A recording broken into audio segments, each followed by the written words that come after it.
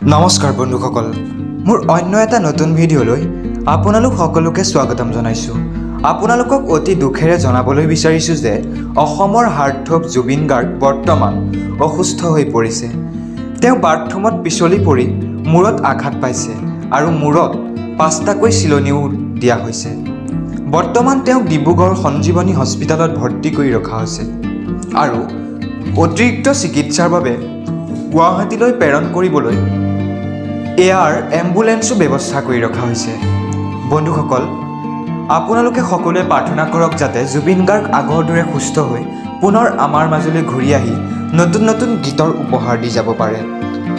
জুবিন গাৰ্গৰ অসুস্থ বুলি ক'লেই আমাৰ সঁচাকৈ বুকুখন খুন্দা মাৰি ধৰে, কাৰণ জুবিন গাৰ্গৰ লগত আমাৰ এক বিশেষ আৱেগ জড়িত হৈ আছে।